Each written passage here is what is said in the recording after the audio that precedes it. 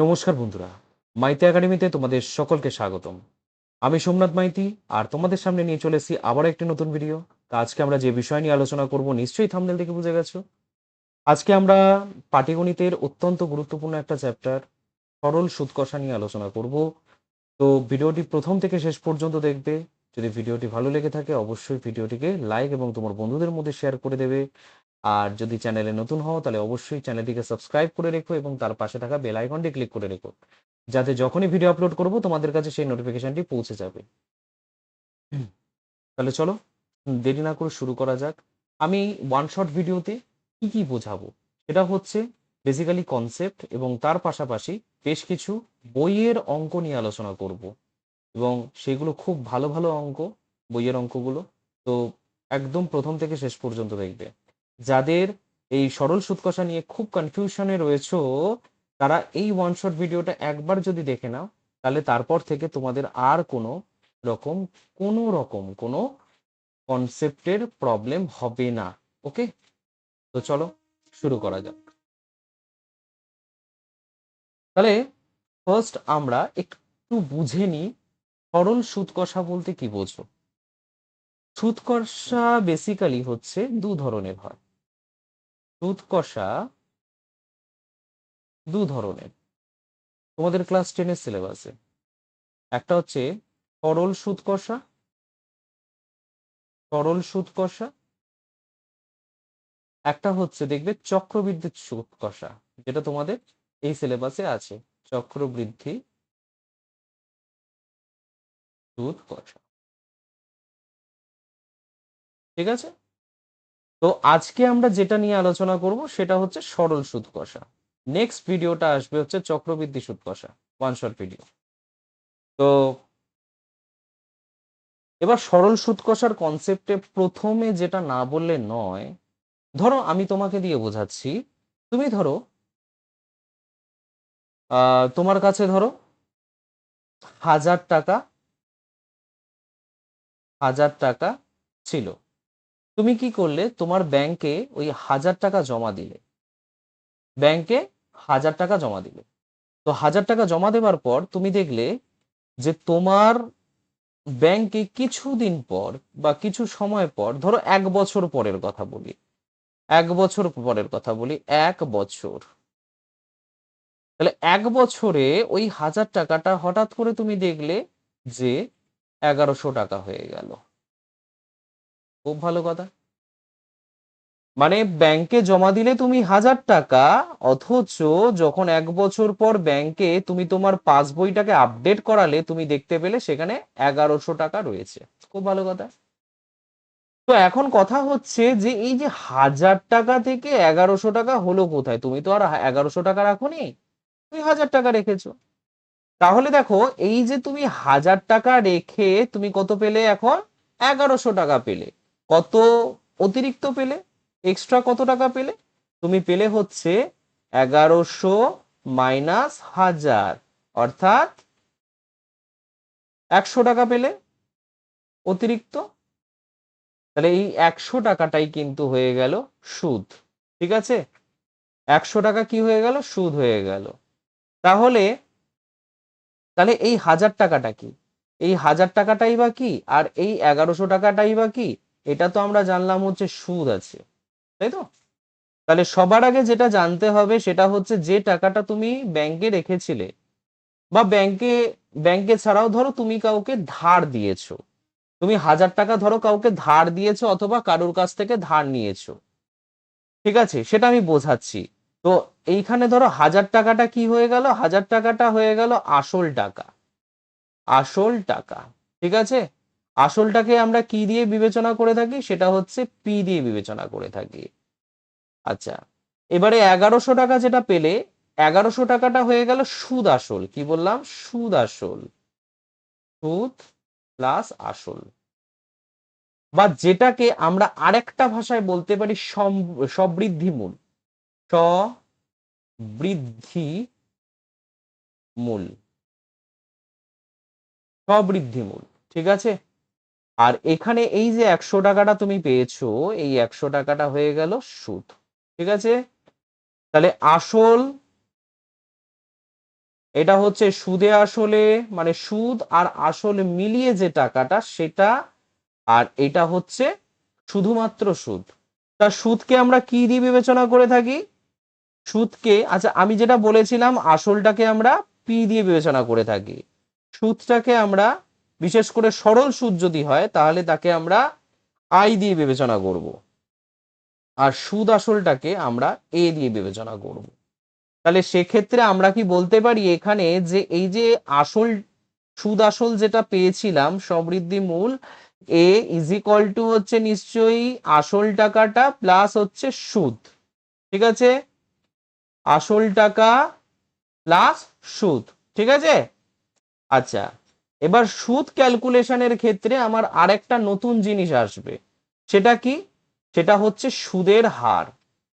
সুদের হার, সুদের হারকে আমরা কি দিয়ে বিবেচনা করে থাকি?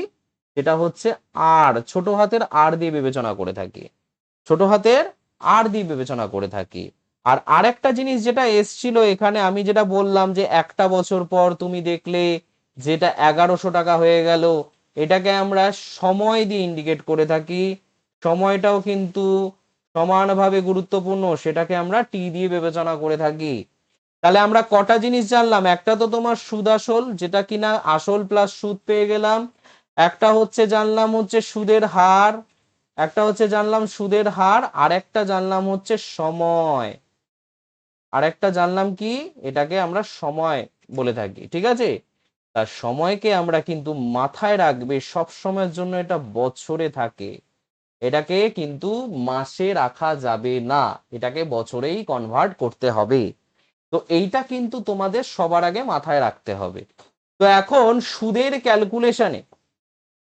ক্যালকুলেশনে অর্থাৎ এই যে আই এর যে ক্যালকুলেশনটা, এই আই এর ক্যালকুলেশনটা করব কিভাবে?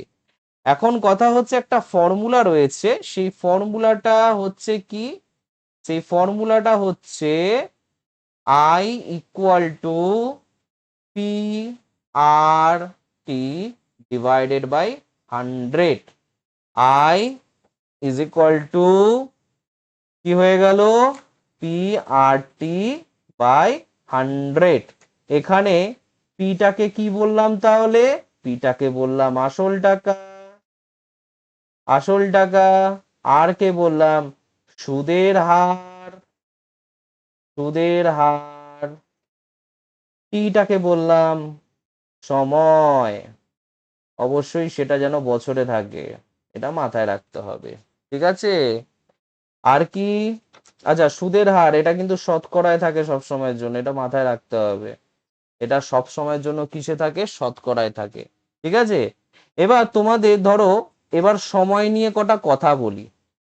দেখবে অনেক অঙ্কে এরকম দিতে পারে, ধরো 3 মাস তোমাকে ধরো দিয়ে দিল, টাকাটা ধরো 3 মাসের জন্য সে রেখেছে, 3 মাস পর একটা নিশ্চয়ই সুদ পাবে, সেটা আলাদা ব্যাপার। তো এই 3 মাস, এই যে 3 মাস কথাটা উল্লেখ করলাম আমি এখানে, তো 3 মাস মানে কি বোঝাচ্ছে? কত বছর বোঝাচ্ছে? যখন এরকম মাস দিয়ে দেবে মাথায় রাখবে মাসে যে ডেটাটা দিয়ে দিয়েছে সেটা ডিভাইডেড বাই 12 করে দিলেই কিন্তু আমরা সেটা বছরে কনভার্ট করতে পারবো, ঠিক আছে। শুধু তাই নয়, যদি ধরো এরকম থাকে, ধরো 20 দিন, দিনেও থাকতে পারে ব্যাপারটা। তাহলে দিনে যদি থাকে তাই দিনকে তুমি বছরে কিভাবে কনভার্ট করবে? আমরা জানি 365 দিন মানে হচ্ছে 1 বছর। তাহলে কিচ্ছু না, ওই 20 দিনকে তুমি 365 দিয়ে যদি ভাগ করে দাও তাহলে কিন্তু তুমি বছরে কনভার্ট করতে পারবে, বছরে কনভার্ট করতে পারবে। ক্লিয়ার? তুমি যদি 20 দিনকে 365 দিন দিয়ে ভাগ করে দাও তাহলে কিন্তু সেটাকে তুমি বছরে কনভার্ট করতে পারবে। কথা বোঝাতে পারছি? খুবই ইজি একটা কনসেপ্ট, এই কনসেপ্টটাকে মাথায় রাখতে হবে, ঠিক আছে। এর বাইরে সরল সুদ কষা সেরকম কিছু নেই। তো চলো আমরা এবারে অঙ্ক করি। তাহলে অঙ্ক করার আগে আমি আরেকবার তোমাদেরকে ব্যাপারটা বুঝিয়ে দিই। না, ব্যাপারটা হচ্ছে ধরো প্রথমে তুমি যে টাকাটা রাখছো, বা প্রথমে যে টাকাটা তুমি ধরো ব্যাংকে রাখছো, বা কারোর কাছ থেকে ধার নিচ্ছ, অথবা কাউকে ধার দিচ্ছ, এই টাকাটাকে আমরা বলে থাকি আসল টাকা। নাম্বার 2, তুমি একটা পার্সেন্টেজ অর্থাৎ একটা সুদের হারে নিশ্চয়ই টাকাটা দেবে, টাকাটা রাখবে বা টাকাটা ধার দেবে বা টাকাটা কারো কাছ থেকে ধার নেবে। তো সেটাকে আমরা তো সুদের হার বললাম তো এক্ষুনি, যেটাকে আর দিয়ে প্রকাশ করা হয়ে থাকে।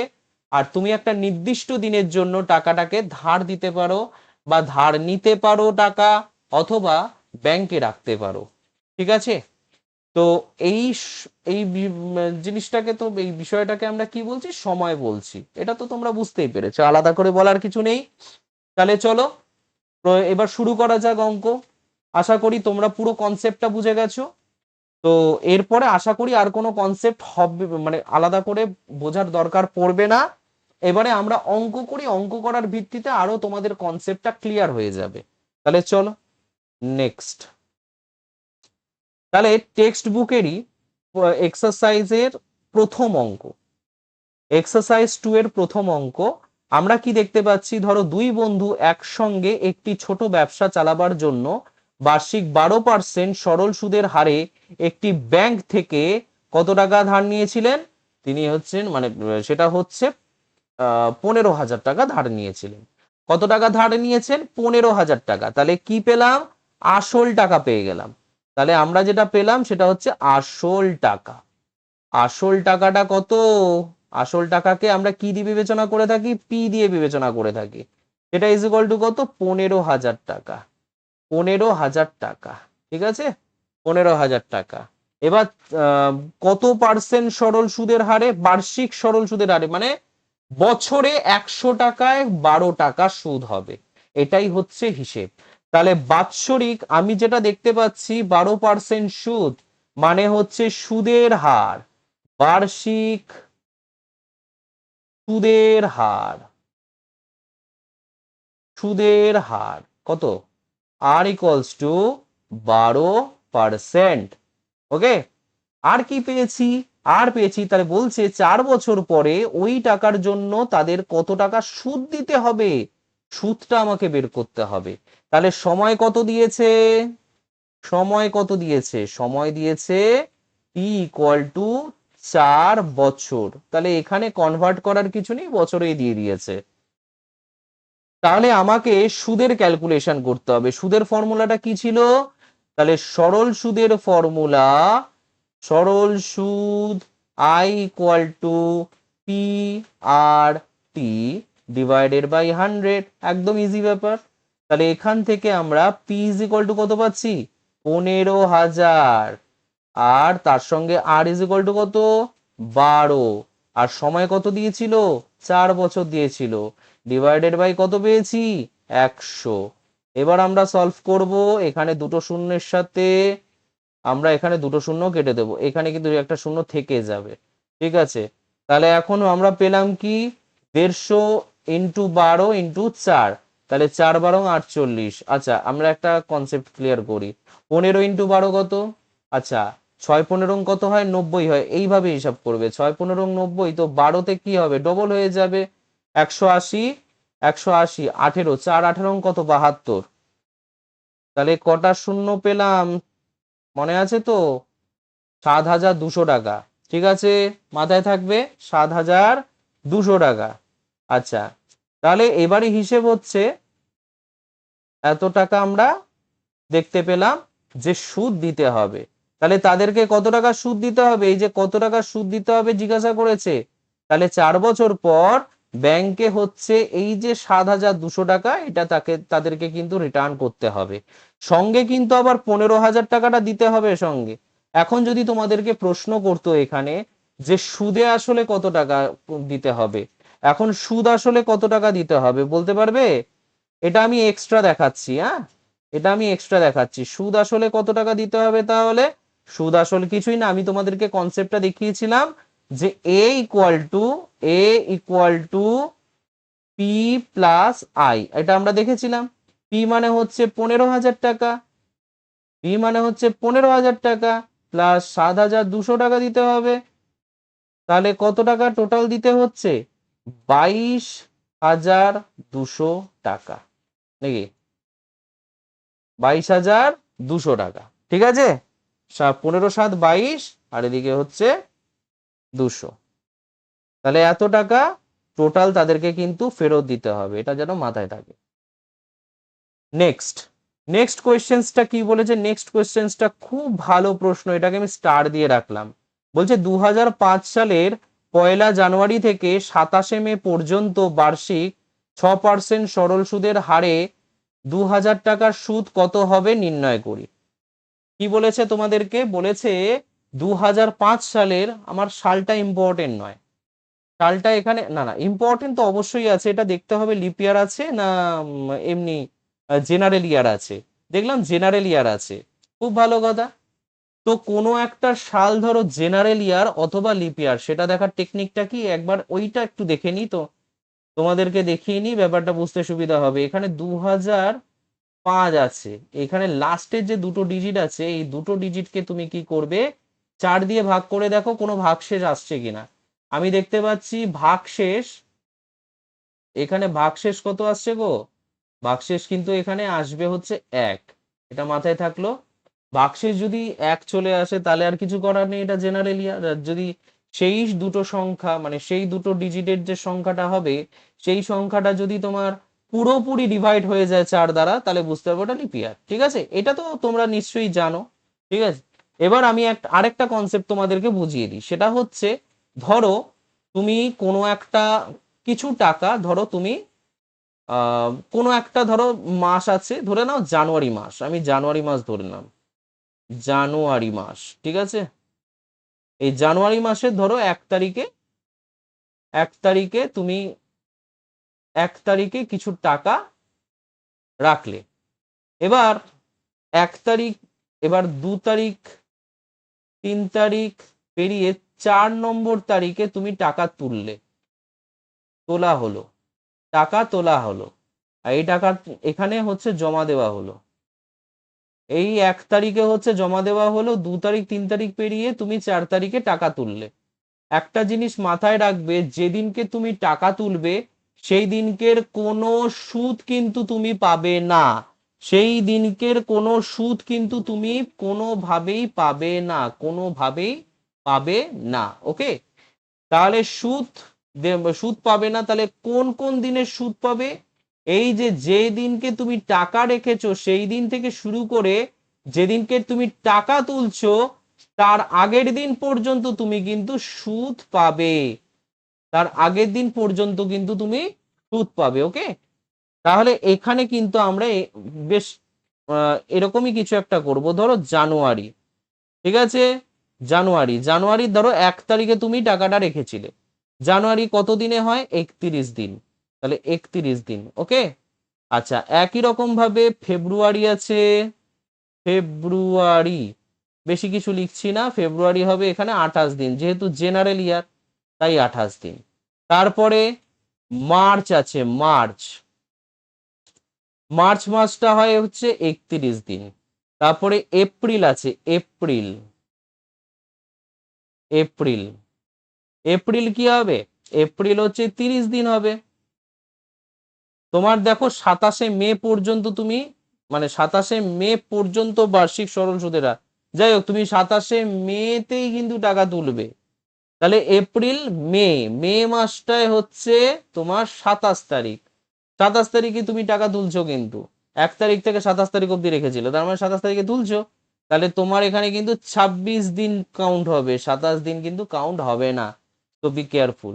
তাহলে টোটাল কতদিন হলো, এদিকে হচ্ছে তোমার 1 8 9 10, 10 6 16, 16 6 হাতে 1, তাহলে 2 আর 1 3, 3 3 6 3 9, 9 2 11, 11 3 14, তাহলে কতদিন হলো, এতদিন হলো। এইটা যেটা পেলে সেটাই হচ্ছে সময়টা, ঠিক আছে, সেটা হচ্ছে সময় বা মোট সময়। ঠিক আছে, এটা তুমি পেলে, হলো। আচ্ছা, এবার এই যে সময়টা তুমি পেলে এটাকে তুমি কি করবে, তাহলে টি ইজ ইকুয়াল টু, এখন লেখা যেতে পারে 146 দিন। 146 দিন মানে কত বছর, 146, আমি বলেছিলাম যে দিন যদি থাকে তাকে কত দিয়ে ডিভাইড করতে হবে, 365 দিন দিয়ে ডিভাইড করতে হবে, তাহলে তুমি সেটা বছরে কনভার্ট করতে পারবে। ক্লিয়ার? আচ্ছা, এবার আমি এখন এটাকে কাটাকুটি করব না, তো তুমি রেখেই দাও এটাকে, একবারে কাটাকুটি করব। তাহলে এখন কথা হচ্ছে যে এই পর্যন্ত, হ্যাঁ, বার্ষিক সরল সুদের হার কত দিয়েছে? বার্ষিক সরল সুদের হার দিয়েছে R = 6%। আর কি দিয়েছে? আর দিয়েছে হচ্ছে সরল সুদে হারে 2000 টাকার সুদ বের করতে বলেছে, মানে P = কত দিয়েছে? 2000 টাকা। তাহলে তুমি এতগুলো ডেটা পেয়ে গেলে। এখন কথা হচ্ছে সুদটাকে বের করতে হবে। তাহলে মোট সুদ কত পাচ্ছ? মোট সুদ I = তুমি পাবে হচ্ছে P × R × T / 100। তাহলে তুমি একটা কাজ করো, এটাকে এইভাবে পেতে পারো। P = কত হচ্ছে? P = 2000 টাকা। আচ্ছা, R = 6%। আর এদিকে হচ্ছে P হচ্ছে 146 / 365 এত বছর। আর নিচে কিন্তু একটা 100 ছিল, এই নিচে পুরো 100 না দিয়ে আমি এখানেও 100 দিতে পারি, নো প্রবলেম, নো ইস্যু। চলো, ঠিক আছে। এবার কি করতে হবে? এবারে যেটা পাবো এত টাকা পেয়ে যাব, হ্যাঁ কি না? হয়ে গেল। তাহলে এখন কনসেপচুয়ালি যদি দেখতে হয়, তাহলে আমরা পেলাম কি? তাহলে ক্যালকুলেশন যদি করি, তাহলে কি পাবো? তুমি একটা কাজ করো, এখানে দুটো শূন্য কেটে দাও এই দুটো শূন্যর সাথে। আর হচ্ছে তুমি একটা কাজ করো, 4 × 5 = 20, এদিকেও 5 দিয়ে কাটো, 5 × 7 = 35, 1 15, 3 × 5 = 15, 73। তাহলে এখন ক্যালকুলেশনটা অনেক ইজি হয়ে গেল। 73 দুগুণে হয় 146। তাহলে এখান থেকে তুমি কত পাচ্ছ? 6 দুগুণে 12, 12, 4 × 12 = 48। তাহলে 48 টাকা। ঠিক আছে, 48 টাকা। তাহলে সুতরাং মোট সুদ কত পেলে? মোট সুদ হলো কত? 48 টাকা। তাহলে এত টাকা কিন্তু সুদ দিতে হবে। ঠিক আছে, কনসেপ্ট ক্লিয়ার? আচ্ছা, নেক্সট কোয়েশ্চেন্স। নেক্সট কোয়েশ্চেন্স কি বলছে? নেক্সট 4 নম্বরের কোয়েশ্চেন্সটা করাচ্ছি। উৎপল বাবু তার জমি চাষের জন্য সমবায় ব্যাংক থেকে বার্ষিক 6% সরল সুদের হারে 3200 টাকা 2 বছরের জন্য ধার নিলেন। কত বছরের জন্য ধার নিলেন? 2 বছরের জন্য ধার নিলেন। তাহলে 2 বছর পরে সুদে আসলে তাকে কত টাকা শোধ করতে হবে, মানে সুদ বের করে তাহলে আসলের সাথে যোগ করে, অর্থাৎ সুদে আসলে আমাকে, মানে তাকে কত টাকা দিতে হবে সেটা ক্যালকুলেট করতে হবে। আগে দেখো দেখো আসল টাকাটা তো আমরা জানি। প্রথম কথা কি কি দিয়ে দিয়েছে আগে সেটা দেখি, তাহলে ক্যালকুলেশন করতে সুবিধা হবে। তাহলে আসল টাকাটা কত পেয়েছো? আসল টাকাটা কত? আসল মানে পি, তার মানে এটা কত? 3200 টাকা। ঠিক আছে। আচ্ছা, তার সাথে আর কি পাচ্ছ? বার্ষিক বার্ষিক সুদের হার, সুদের হার যেটাকে আর দিয়ে বিবেচনা করা হয়, যেটা = কত? 6%। হয়ে গেল। সময়, সময়কে টি দিয়ে বিবেচনা করা হয় 2 বছর, এখানে বছরেরই রয়েছে। ঠিক আছে, এটা আমার জানা হয়ে গেল। এবার নেক্সট আমার কি কাজ করতে হবে? ওই একই কনসেপ্ট, সুদ বের করতে হবে। তাহলে সুতরাং মোট সুদ কত টাকা হবে? মোট সুদ, মোট সুদ মানে I = P/R/T / 100। ঠিক আছে। তাহলে এখান থেকে কনসেপচুয়ালি দেখতে গেলে 3200 × 6 × 2 / 100, তাহলে এইটা আমরা পেলাম। ক্যালকুলেট করে দাও কেটে। আচ্ছা, তাহলে এবার 32 × 6 কত হচ্ছে? 6 দুগুণে 12, 2 হাতে 1, 318 × 19, 192। 192 দুগুণে কত হয়? যেটা হবে তত টাকা। আমি টাকাটা এখানেই লিখে দিলাম। 192 দুগুণে কত হচ্ছে? তাহলে 2 দুগুণে 4 আর 19 দুগুণে হয় 38, 384 টাকা। Very very important. তাহলে এটা হলো আমার সুদটা। তাহলে সুদ আসল কত হবে? তাহলে সুদ প্লাস আসল এই দুটো মিলে কত টাকা হবে? বলেছিলাম না পি প্লাস আই। এবার পি ইজ ইকুয়াল টু কত? ৩২০০ টাকা। তার সাথে সুদ কত? ৩৮৪ টাকা। তাহলে সেখান থেকে আমরা যেটা পাবো বেসিক্যালি 84 বসিয়ে দাও, আর ৩ 2 5, ৩৫৮৪ টাকা। তাহলে এটা কিন্তু আমার সুদে আসলে ব্যাংকে, সরি, সমবায় ব্যাংকে জমা দিতে হবে বা শোধ করতে হবে। ক্লিয়ার? এটুকু ক্লিয়ার হলো তোমাদের কাছে নিশ্চয়ই? আচ্ছা,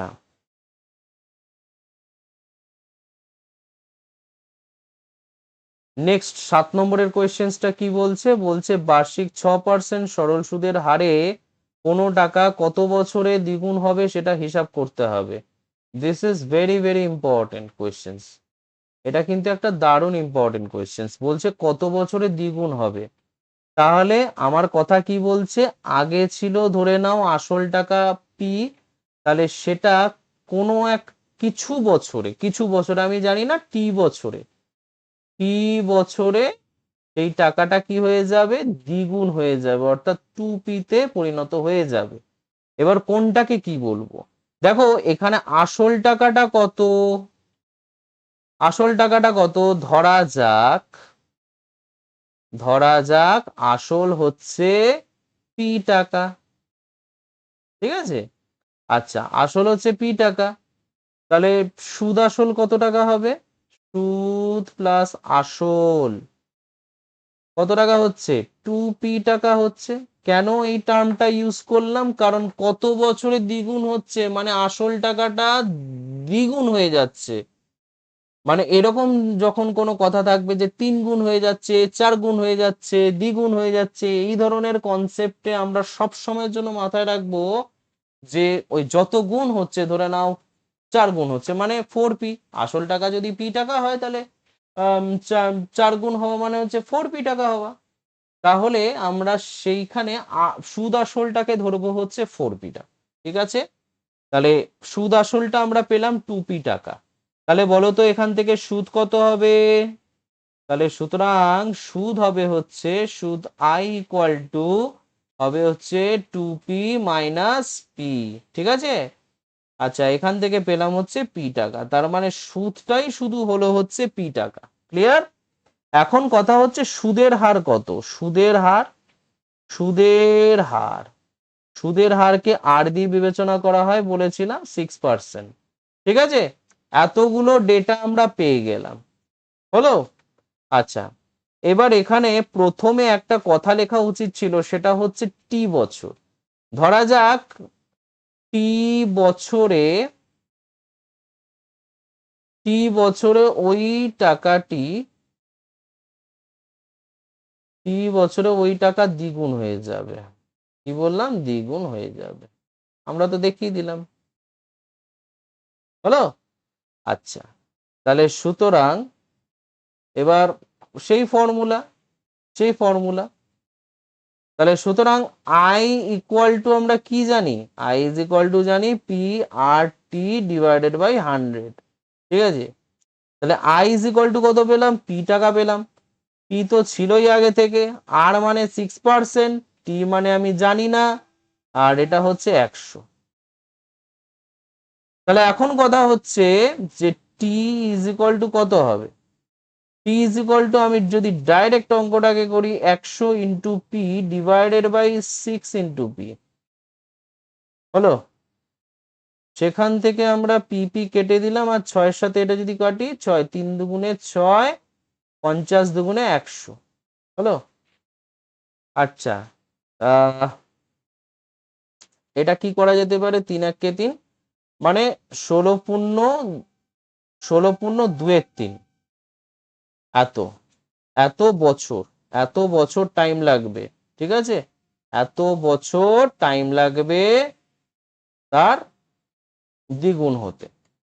ক্যালকুলেশনটা একবার দেখিয়ে দিই তাহলে। 50-কে 3 দিয়ে তুমি ভাগ করো, 3 1 কে 3, তাহলে এখান থেকে 2 বেরোলো 20, 3 6 18, তাহলে এখান থেকে 2 বেরোলো, তাহলে সুতরাং 50/3 ইকুয়াল টু হয়ে গেল 16/2 ঠিক আছে, মাথায় থাকে নিশ্চয়ই। ওকে, নেক্সট কোয়েশ্চেন্স কি বলছে? 10 নম্বরের প্রশ্নটি বলছে যদি 292 টাকার একদিনের সুদ 5 পয়সা হয় তাহলে বার্ষিক শতকরা সরল সুদের হার নির্ণয় করতে হবে। বার্ষিক শতকরা সরল সুদের হার আমাকে নির্ণয় করতে হবে। তাহলে একদিনের সুদ কত? 5 পয়সা। খুব ভালো কথা। তাহলে একদিনের সুদ যদি 5 পয়সা হয় তাহলে একটা কাজ করি, বার্ষিক সুদের হার বের করতে হবে। তো তাহলে আমায় কিছু জিনিস কনভার্ট করা ভেরি ভেরি ইম্পর্টেন্ট। প্রথম কথা হচ্ছে কি কি দিয়েছে, আসল টাকাটা কি দিয়েছে?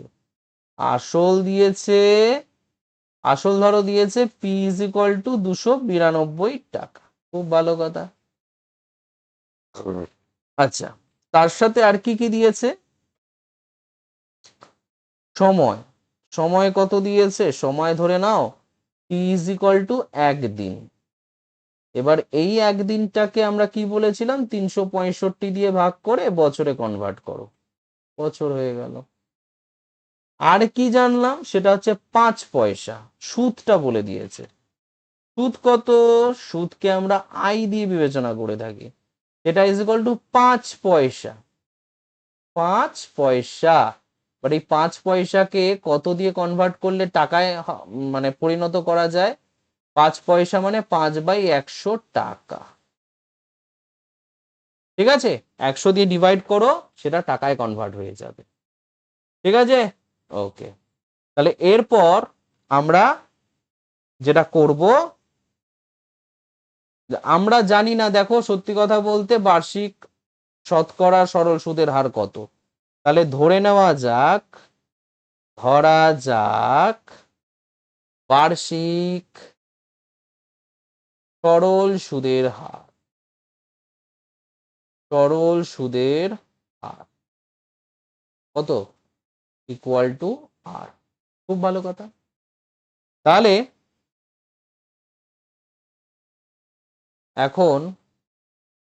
এখন আমরা কি লিখতে পারি? I equal to P into R into T divided by 100। তাহলে আমরা পেলাম কি কি সেটা বলো, পেলাম কি কি? দেখো আই ইজ ইকুয়াল টু পেয়েছি 5/100, পি ইজ ইকুয়াল টু কত পেয়েছি? 292 টাকা। আর আমরা জানি না পি মানে কত পেয়েছি, কতদিন? 1/365 দিন। আর ডিভাইডেড বাই 100 পেয়েছি। ডিভাইডেড বাই 100টা এদের নিচেও রাখা যায়, সমস্যা কিছু নেই। নেক্সট কনসেপ্টটা কি আছে? এবার দেখো একটু যদি সিম্পলিফাই করি, সিম্পলিফাই করার পর আর ইকুয়ালস টু কত পেয়ে যাব? আগে সবার আগে সেটা দেখি। এখানে 5 এই পাশে 5/100 যেরকম ছিল থাকবে, এপাশে এই 100 উঠবে উপরে, আর তার সঙ্গে 365 উপরে উঠবে, আর নিচে থাকবে হচ্ছে 292 মোটে। ঠিক আছে, এবার কাটাকুটি করব। কাটাকুটি যদি করে দিই তাহলে এখানে দেখো 100-র সাথে এই 100 কেটে গেল, 100-র সাথে এই 100 কেটে যাবে। আচ্ছা, আর কারোর সাথে কাউকে কাটা যাবে সেটা আমরা দেখে নিই, না দেখলে তো বুঝতে পারবো না। আচ্ছা, 292 আছে, আর এখানে কত আছে? এখানে আছে হচ্ছে 365। কিছু করা যাবে কি? আগে আমরা একটু সেটাই দেখে নিই। চলো, এটাকে হ্যাঁ মনে হচ্ছে কাটা যাবে। আমরা যদি 73, 3×4=12, 2 হাতে 4×7=28, 8×1=29, তাহলে 4 বারে চলে যাচ্ছে এটা। আর এটা 5, 3×5=15, 5×7=35, 5 বারে চলে যাবে। তাহলে এখন থাকছে কি? 25/4। মানে এটাকে যদি আমি ভাঙি তাহলে পাবো কি? 4, 4×6=24, 4×6=24, সিম্পল। তাহলে 6×1=4 এত পার্সেন্টেজ। অথবা তুমি এটাকে লিখতে পারো 6.25 এত পার্সেন্টেজ। ঠিক আছে, 6.25 এত পার্সেন্টেজ। তাহলে পেয়ে গেলাম বার্ষিক সরল সুদের হার। এখন কথা হচ্ছে যে নেক্সট কোয়েশ্চেনে কি বলছে, যদি বার্ষিক 10% সরল সুদের হারে বা সরল সুদে 800 টাকা ব্যাংকে জমা দিয়ে সুদে আসলে 1200 টাকা ফেরত পাই, তবে ওই টাকা কত সময়ের জন্য ব্যাংকে জমা ছিল সেটা লিখতে হবে। একই রকম অঙ্ক, তাহলে সময়টাকে আমরা ধরে নেব। তাহলে ধরা যাক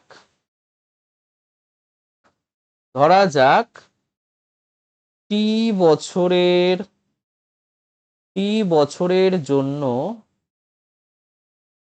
বছরের জন্য ব্যাংকে টাকা রাখা হয়েছিল, টাকা রাখা হয়। খুব ভালো কথা। তাহলে এখন আসল টাকাটা কত? আসল টাকাটা হচ্ছে পি টাকা। তাহলে পি ইজ ইকুয়াল টু 800 টাকা রাখা হয়েছিল, আমি বলেছিলাম। আর কি কি দরকার? সুদের হার। সুদের হার কত? সুদের হার যেটা হচ্ছে আর ইকুয়াল টু 10%। তার সাথে সাথে দেখো সুদে আসলে 1200 টাকা ফেরত পাচ্ছি। তাহলে সুদ আসলটা কত? সুদ আসল মানে এ, যেটাকে আমরা বলতে পারি 1200 টাকা। ঠিক আছে, তাহলে শুধুমাত্র সুদ কত হবে? শুধুমাত্র সুদ আই ইজ ইকুয়াল টু হবে হচ্ছে এই 1200 টাকা থেকে আমি কি করব, আসল টাকাটাকে মাইনাস করে দেব। তাহলে আমরা যেটা পাবো তত টাকা হলো। তাহলে 400 টাকা পাবো, 400 টাকা। খুব ভালো কথা। ব্যাস, এবার বলছে কত সময়ের জন্য ব্যাংকে টাকা রাখা হয়েছিল। কত সময়ের জন্য ব্যাংকে টাকা রাখা হয় সেটা ইম্পর্টেন্ট আমাদের কাছে জানা। তাহলে সুতরাং আমরা কি জানি, I equal to P into R into T divided by 100। এটাকে একটু কালিটা চেঞ্জ করলে দেখি, তারপরে I is equal to 400, P মানে হচ্ছে 800, আর মানে হচ্ছে 10, আর টি আমি জানি না, ডিভাইডেড বাই 100। তাহলে এটাকে যদি ক্যালকুলেট করা যায়, এটা ধরো 400 আছে, এটা ধরো 100 গুণ হয়ে গেল, এটা ধরো 800 হলো, এটা ধরো 10 হলো। ক্লিয়ার? তাহলে এরপর এর দুটো শূন্যের সাথে এর দুটো শূন্য কেটে দিলাম, এই 4-এর সাথে এটা কেটে দিয়ে 2 বানিয়ে দিলাম, এটার সাথে এটা কেটে দিলাম, এটা 2-এর সাথে 10 কেটে গিয়ে এখানে 5 হয়ে গেল। তাহলে সুতরাং টি ইজ ইকুয়াল টু কিন্তু 5। টি ইজ ইকুয়াল টু কত হলো? 5 হলো, মানে 5 বছর হলো, এক কথায় 5 বছর হয়ে গেল। ক্লিয়ার? নেক্সট কোয়েশ্চেন্সটা কি বলেছে? নেক্সট খুব ভালো প্রশ্ন এটা একটা। বলছে কোন মূলধন একই বার্ষিক শতকরা সরল সুদের হারে 7 বছরে, তাহলে কোন মূলধন একই বার্ষিক সরল সুদের হারে, মানে বার্ষিক সরল সুদটা একই, ঠিক আছে, আর আসলটা তো ডেফিনেটলি একই হবে। তাহলে 7 বছরে সুদে আসলে কত টাকা হয়? 7100 টাকা হয়, মানে 7100 টাকা। আর 4 বছরে সুদে আসলে হয় হচ্ছে 6200 টাকা। তাহলে মূলধন ও বার্ষিক সরল সুদের হার কত হবে? দেখো এইটা আমি একটা সুন্দর টেকনিকে তোমাদেরকে করিয়ে দিচ্ছি, অঙ্কটা করতে অনেক সুবিধা হবে তোমাদের। তাহলে এই অঙ্কটাকে আমরা কিভাবে করতে পারি একটু দেখে নি। দেখো 7 বছরের সুদ আসল বলে দিয়েছে, ঠিক আছে। তাহলে একটা কথা বলি, মানে দুটো আলাদা আলাদা বছরের সুদ আসল যদি মাইনাস করা হয় একে অপরের থেকে, তাহলে সেখানে কিন্তু ওই যে বছর ডিফারেন্সটা রয়েছে, যতটা ডিফারেন্স রয়েছে, ধরো 3 বছরের সুদ আসল দেওয়া আছে, ধরো একটা 3 বছরের সুদ আসল দেওয়া আছে, কত সুদ আসলটা কত, ধরো 1000 টাকা আমি ধরে নিলাম। আর 2 বছরের সুদ আসলটা দেওয়া আছে ধরে নাও 900 টাকা, ঠিক আছে। তাহলে এই যে ডিফারেন্সটা আমরা যেটা পাবো 100 টাকার ডিফারেন্স, এইটাই হচ্ছে ধরো 1 বছর, মানে 3 আর 2 এর ডিফারেন্স কত? 1। তাহলে 1 বছরের, এটাই হচ্ছে 1 বছরের সুদ, 1 বছরের শুধু সুদ। তার মানে দুটো সুদ আসল মাইনাস করলে আমরা শুধুমাত্র সুদটা পাই, তাই তো। এটা আমাদেরকে কিন্তু মনে রাখতে হবে। এই ধরনের অঙ্ক দিতে পারে পরীক্ষায়, না দেবার কিছু নেই। তা ধরো তাহলে 7 বছরের সুদ আসল কত টাকা? বলো, 7 বছরের সুদ আসল কত টাকা? 7,100 টাকা। ভালো কথা। 4 বছরের সুদ আসল কত টাকা? 6,200 টাকা। দুটোকে কি করবে? মাইনাস করে দাও, সময়টাকেও মাইনাস করো আর এদিকে হচ্ছে টাকাটাকেও মাইনাস করো। তাহলে সেটা হলে কি পাবে? এখানে ধরো 3 বছর আছে, তাহলে 3 বছরের সুদ কত হবে? 3 বছরের সুদ হবে হচ্ছে ধরো 900 টাকা। এখানে পাচ্ছ 900 টাকা। খুব ভালো কথা। তাহলে 1 বছরের সুদ কত গো? 1 বছরের সুদ কত? এটা হচ্ছে 900/3, অর্থাৎ 300 টাকা। তাহলে আমরা কিন্তু 1 বছরের সুদ পেয়ে গেলাম 300 টাকা। দেখো একটা কথা, 4 বছরের সুদ আসল দিয়ে দিয়েছে। আমি যদি 4 বছরের সুদটা বের করে নিই, তাহলে কিন্তু আমাদের পক্ষে শুধু আসলটা বের করা এমন কিছু ডিফিকাল্ট ব্যাপার হবে না। আমি যদি 4 বছরের সুদটাকে বের করে নিই, ধরো 300 × 4, 3×4 1200 টাকা হচ্ছে, হলো? এটা হচ্ছে আমার কত? সুদ। তাহলে 4 বছরের সুদ, 4 বছরের, তাহলে সুতরাং 4 বছরের সুদ কত?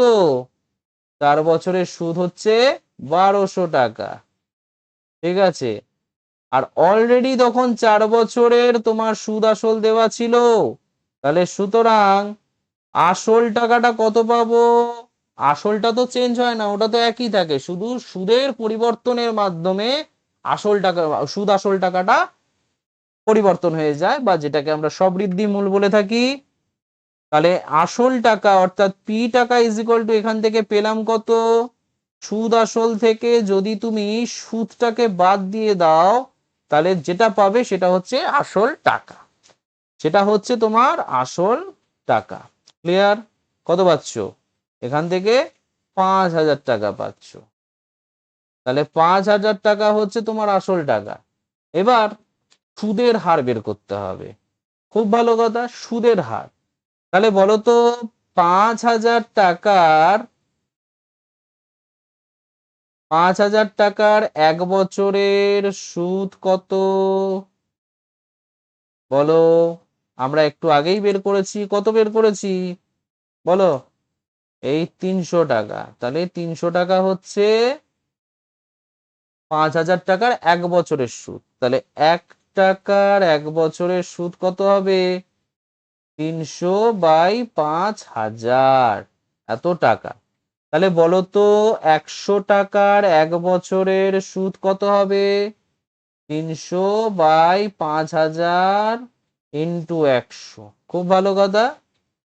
তাহলে এরপর আমরা কি করব? এটাকে কাটাকুটি করে দেব, 2। তাহলে এখান থেকে যেটা পেলাম 6 টাকা। তাহলে 100 টাকার সুদ কত হলো? 6 টাকা হলো। তাহলে সুতরাং বার্ষিক সরল সুদের হার কত হবে? বার্ষিক সরল সুদের হার 6%। ঠিক আছে। আর আসল টাকা চেয়েছিল, আসল টাকাটা কত? আসল টাকাটা হচ্ছে 5,000 টাকা। 5,000 টাকা। ওকে। আচ্ছা, নেক্সট কোয়েশ্চেন্সটা কি বলেছে? একটি তাঁত সমবায় সমিতি যন্ত্রচালিত তাঁত ক্রয় করার সময় 15,000 টাকা ধার নেয়। তাহলে কত টাকা ধার নিয়েছিল? 15,000 টাকা। 5 বছর পর সেই ধার শোধ করতে সমিতিকে 22,125 টাকা দিতে হয়েছে। তাহলে ব্যাংকে বার্ষিক সরল সুদের হার কত? কনসেপ্টটা ভালো করে বুঝবে। কত টাকা তিনি নিয়েছিলেন? পি ইজ ইকুয়াল টু 15,000 টাকা। ঠিক আছে। আচ্ছা, কত সময়ের জন্য নিয়েছিলেন? টি ইজ ইকুয়াল টু হচ্ছে 5 বছর। খুব ভালো। আচ্ছা, এবার এই যে টাকাটা দিয়েছে এটা নিশ্চয়ই সুদে আসলের টাকা, তাহলে সুদ আসল মানে এ দিয়ে বিবেচনা করব, তাহলে সেটা হচ্ছে 22,125 টাকা। খুব ভালো কথা। তাহলে সুতরাং তাহলে সুদটা কত? সুদ মানে আই ইজ ইকুয়াল টু কত হচ্ছে? এটা হচ্ছে এ থেকে পি মাইনাস করো, অর্থাৎ সুদ আসল থেকে শুধুমাত্র আসলটাকে মাইনাস করে দাও। তাহলে 22,125 টাকা মাইনাস 15,000 টাকা, 15,000 টাকা। তাহলে এখান থেকে পাই কত? এটা হচ্ছে তোমার 7,125 টাকা। ঠিক আছে, 7,125 টাকা। এখন বার্ষিক সরল সুদের হার আমাকে বের করতে হবে। তাহলে এখন কথা হচ্ছে, দেখো আর আমি আলাদা করে ধরছি না, আমি এখানে ডাইরেক্ট অ্যাপ্লাই করছি। অবশ্যই এটা করার রুলস নেই, বেসিক্যালি হচ্ছে তোমাকে ধরে নিতে হবে যে বার্ষিক সরল সুদের হার ধরো আর। আচ্ছা আমি ধরে নিই, বরং সব থেকে ভালো হবে, নাহলে প্রবলেম হতে পারে। ধরি বার্ষিক সরল সুদের হার কত? আর, ঠিক আছে। তাহলে I is equal to P R T divided by 100 হয়ে গেল। তাহলে আই ইজ ইকুয়াল টু কত? 7,125। পি ইজ ইকুয়াল টু কত? 15,000। আর ইজ ইকুয়াল টু কত? আমি জানি না। টি ইজ ইকুয়াল টু কত? 5 বছর আর ডিভাইডেড বাই 100। তাহলে এখানে ক্যালকুলেশন করব, কাটাকুটি করে দাও। তাহলে এখান থেকে আমরা কি পাই? R equal to 7,125 divided by 150 into 5। ঠিক আছে, 150 ইন্টু 5। তাহলে ক্যালকুলেশন যদি করা হয়, এখান থেকে একটু দেখে নাও, 5 দিয়ে এটাকে কাটো। 5 1 5, 2 21, 4 5 20, 12, 5 দুগুণে 10, 25, 5 5 25। ঠিক আছে, আবার 5 দিয়ে যাবে, 3 5 15, 5 5 দুগুণে 10, 42, 5 8 40, 25, 5 5 25। আবার 5 দিয়ে যাবে, 5 ছক 30 হচ্ছে 5, 5 5 5 25, 35, 5 7 35। 3 দিয়ে যাবে, দেখো 3 দুগুণে 6, 3 3 3 3 18 54 হয়, 3 19 57 হয়, তাহলে 19। তাহলে 19/2, তাহলে 19/2 এটাকে যদি সলভ করা হয়, তাহলে 9 দুগুণে 18 হচ্ছে, তাহলে 9 পূর্ণ 1/2। এত percentage, very very important. Clear? কনসেপ্টটা ক্লিয়ার হলো? আচ্ছা নেক্সট কোয়েশ্চেন্স। আর কতগুলো অঙ্ক আছে দেখি? 4 4 3 7খানা অঙ্ক আছে, চলো ও হয়ে যাবে, ওটা নিয়ে সমস্যা নেই, কোনো সমস্যা নেই। তোমরা যখন আমার পাশে আছো তখন আমি আরো 7টা কেন, আমি আরো 20খানা অঙ্ক করাতে পারি, কোনো সমস্যা নেই। চলো, আসলাম চাচা কর্মক্ষেত্র থেকে অবসর নেওয়ার সময় 1,00,000 টাকা পেলেন। ওই টাকার কিছুটা ব্যাংকে এবং বাকিটা পোস্ট অফিসে জমা রাখেন। খুব ভালো কথা। টোটাল কত টাকা পেলেন? 1,00,000 টাকা। এবার তার কিছু টাকা তিনি ব্যাংকে রাখলেন আর বাকি টাকাটা পোস্ট অফিসে জমা রাখলেন। তাহলে প্রতি বছর সুদ বাবদ তিনি 5400 টাকা অর্থাৎ 5,400 টাকা তিনি সুদ পেলেন। ব্যাংকে ও পোস্ট অফিসের বার্ষিক সরল সুদের হার যদি 5% আর 6% হয়, তবে তিনি কোথায় কত টাকা রেখেছিলেন? This is the most important question. খুব ভালো একটা প্রশ্ন। তাহলে চলো, তিনি টোটাল কত টাকা পেয়েছিলেন অবসর সময়? তিনি হচ্ছেন 1,00,000 টাকা পেয়েছিলেন। তাহলে ধরা যাক আসলাম চাচা এক্স টাকা ব্যাংকে রেখেছিলেন, ব্যাংকে রেখেছিলেন। ঠিক আছে। আচ্ছা, আর বাকি কত টাকা পড়ে থাকে? 1,00,000 টাকা থেকে এক্স টাকা মাইনাস করে দাও, তাহলে এইটা থাকবে হচ্ছে পোস্ট অফিসে, পোস্ট অফিসে রেখেছিলেন। ঠিক আছে, তাহলে ব্যাংকের বার্ষিক সরল সুদের হার কত? 5%, আর পোস্ট অফিসের ক্ষেত্রে 6%। 1 বছর বলেছে না, প্রতি বছর বলে দিয়েছে। তাহলে তাহলে বার্ষিক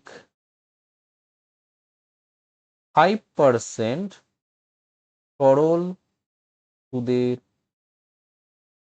হারে এক্স টাকার 1 বছরের সুদ কত হবে বলো? সুদ কত টাকা হবে? ওই তো সেই formula, I is equal two, ধরো এটাকে আমি I1 হিসেবে রাখলাম। I1 ইকুয়ালস টু হচ্ছে PRT/100, এক্স টাকা, এক্স মানে পি টাকাটা, আর আর মানে হচ্ছে 5, আর সময়টা হচ্ছে 1 বছর, ডিভাইডেড বাই 100, সিম্পল। তাহলে এখান থেকে কাটাকুটি করলে আমরা x/20 টাকা পাই। ঠিক আছে, x/20 টাকা পাই। তাহলে বার্ষিক 6% সরল সুদের হারে 1,00,000 মাইনাস এক্স এত টাকার এক বছরের সুদ, সেটা হচ্ছে I2, সেটা ইজ ইকুয়াল টু হচ্ছে এই 1,00,000 লেখো মাইনাস এক্স, এটাই তো আসল টাকাটা।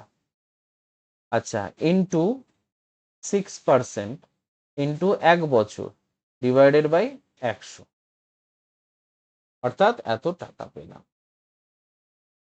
ঠিক আছে, এটাকে যদি এটাকে সলভ করার দরকার আছে, করতে পারো, সমস্যা কিছু নেই। 3 দুগুণে 6, আচ্ছা 2, 50 দুগুণে 100 হলো। তাহলে এখন কথা হচ্ছে 1000 কি বলি, 1,00,000 minus x into 3 divided by 50, এত টাকা। ক্লিয়ার? ওকে, তাহলে প্রশ্নানুসারে আমরা কি এরকম লিখতে পারি? দেখো, I1 প্লাস I2 অর্থাৎ x/20, যেটা কিনা ব্যাংক থেকে সুদ পেয়েছিল 1 বছরে, আর এটা হচ্ছে তোমার পোস্ট অফিস থেকে সুদ পেয়েছিল। টোটাল মোট সুদ তিনি 1 বছরে কত টাকা পেলেন? সেটা হচ্ছে 5,400 টাকা। তাহলে এটাকে একটুখানি সলভ করতে হবে এখন। আমি যদি পুরোটার লসাগু করি, 20 আর 50-এর লসাগু কত হয়? 100ই হবে। তাহলে 5 কুড়ি 100, তাহলে 5x টাকা হলো, আর এখানে হচ্ছে 50 দুগুণে 100 হয়, 3 দুগুণে 6, 6 ইন্টু 1,00,000 মাইনাস এক্স টাকা হলো, এটা ইজ ইকুয়াল টু 5,400 টাকা। তাহলে সেখান থেকে 5x প্লাস 6,00,000 মাইনাস 6x টাকা ডিভাইডেড বাই 100, এটা ইজ ইকুয়াল টু 5,400। তারপরে আমরা কি পাচ্ছি? তারপরে আমরা যেটা পাবো, এটা থেকে এটা সলভ করলে তোমার 6,00,000 টাকা পাচ্ছি এখানে, minus x divided by 100। Step by step যদি করি অঙ্কটাকে বুঝতে সুবিধা হয়। তাহলে 6,00,000 মাইনাস এক্স, এবার 100 যখন ক্রস মাল্টিপ্লিকেশনে উপাশে অর্থাৎ রাইট হ্যান্ড সাইডে গেল, তখন সেটা হয়ে গেল আরো দুটো শূন্য, অর্থাৎ 5,40,000 টাকা হয়ে গেল। এখন আমি জিনিসটাকে এইখানে করছি, তাহলে এখানে কি পাবো? একটু দাগ টেনে নি। তাহলে এক্স ইকুয়ালস টু কত পাবো? 6,00,000 মাইনাস 5,400 টাকা, সেখান থেকে পাই হচ্ছে 60,000 টাকা। ঠিক আছে, এক্স ইকুয়ালস টু 60,000।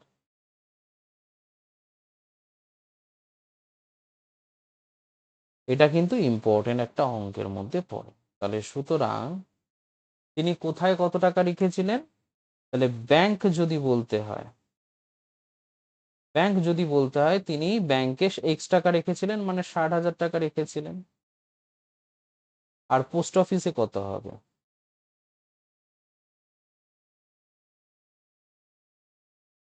পোস্ট অফিসে কত টাকা রেখেছিলেন? বাকি 40,000 টাকা। এখানে আর মাইনাসটা দেখালাম না, টোটাল তো 1 লক্ষ টাকা, সেখান থেকে 60,000 টাকা যদি ব্যাংকেই রাখেন, তাহলে বাকি 40,000 টাকা পোস্ট অফিসে রাখবেন। খুবই ইজি একটা অঙ্ক, ঠিক আছে। নেক্সট কোয়েশ্চেন্স কি বলেছে দেখো, এটা এমনিতেই একটা ইম্পর্টেন্ট কোয়েশ্চেন্স এর মধ্যেই পড়ে। রেখা দিদি তার সঞ্চিত অর্থের 10,000 টাকা দুটি আলাদা ব্যাংকে ভাগ করে একই সময় জমা দিলে। তো একটি ব্যাংকে বার্ষিক, ওহো,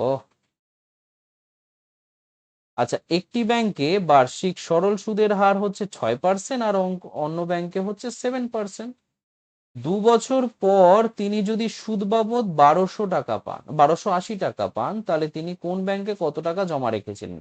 একদম সেম টু সেম আগের অঙ্কটার মতো, তবুও আমি করে দেব তোমাদেরকে, তোমাদের যাতে বুঝতে কোনো অসুবিধা না হয়। তাহলে ওই আগের বারের মতো যেরকম করেছিলাম সেরকমই ধরা যাক, বা মনে করা যাক, যেটা খুশি লিখতে পারো তোমরা, যে রেখা দিদি একটি ব্যাংকে, আচ্ছা পুরো একম ব্যাংক দ্বিতীয় ব্যাংক এরকম ভাবে লিখি, সুবিধা হয় তোমাদের। তাহলে একম ব্যাংকে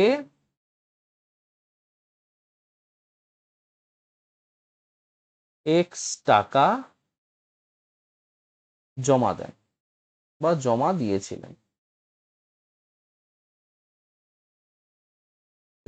দিয়েছিলেন, ঠিক আছে। তাহলে রেখা দিদি দ্বিতীয় ব্যাংকে কত টাকা জমা দেবেন? টোটাল তো 10,000 টাকা। এবার 10,000 টাকা থেকে এক্স টাকা যদি প্রথম ব্যাংকে রাখে, তাহলে দ্বিতীয় ব্যাংকে এক্স টাকাটা বাদ দিয়ে রাখবেন, স্বাভাবিক ব্যাপার। এই হচ্ছে হিসেব। এবার এখন কথা হচ্ছে 6%-এর গল্পটা হচ্ছে প্রথম ব্যাংকে। তাহলে একম ব্যাংকে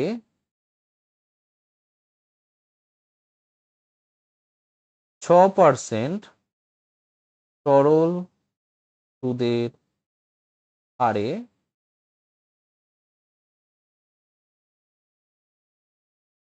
সরল সুদের হারে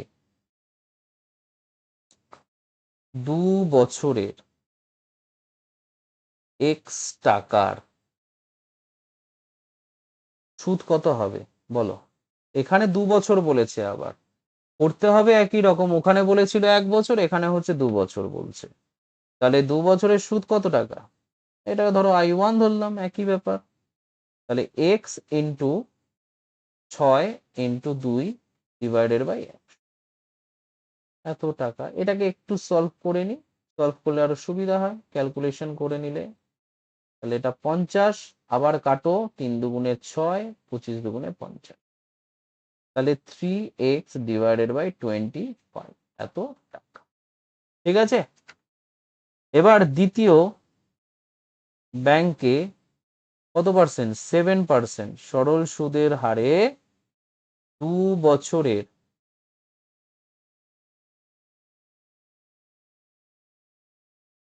10,000 মাইনাস এক্স টাকার সুদ কত হবে বলো? সিম্পল, 10,000 মাইনাস এক্স ইন্টু 7%, 2 বছর ডিভাইডেড বাই 100, এত টাকা। আচ্ছা 2, 50 × 2 = 100, তাহলে কত পেলাম? 10,000 মাইনাস এক্স, আচ্ছা সামনে একটা 7 বসিয়ে দাও, ডিভাইডেড বাই 50 করে দাও, এত টাকা, ঠিক আছে। আচ্ছা,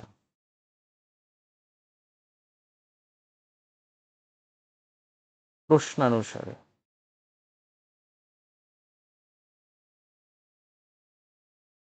প্রশ্নানুসারে কি হবে? এই যে দুটো সুদ, এই দুটো সুদ মিলিয়ে তিনি কিন্তু 1280 টাকা পেয়েছিলেন। তাহলে 3x by 25 plus 7 into 10,000 minus x divided by 50, এটা ইজ ইকুয়াল টু তিনি কত পেয়েছিলেন? 1280 টাকা। সিম্পল। তাহলে এটা 50 হচ্ছে লসাগু। তাহলে 3x into 2 plus 7 into 10,000 minus 1280 টাকা। ঠিক আছে, তাহলে এখন কথা হচ্ছে 3 দুগুণে 6, এটা 6x হয়ে গেল, প্লাস এটা হচ্ছে 7, মানে 7 বলতে 70,000 হয়ে গেল, মাইনাস 7x হয়ে গেল, divided by 50 is equal to 1280। তাহলে 6x মাইনাস 7x, তাহলে হয়ে গেল minus x plus 70,000 is equal to 128, মানে 1280 ইন্টু 50, সেখান থেকে minus x plus 70,000 equal to 128 into 5 কত হচ্ছে? 128-এর হাফ কত বলো? 64।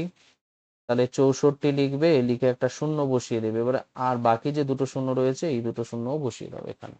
আর কত ইজি হয়ে গেল অঙ্কটা ক্যালকুলেশনে।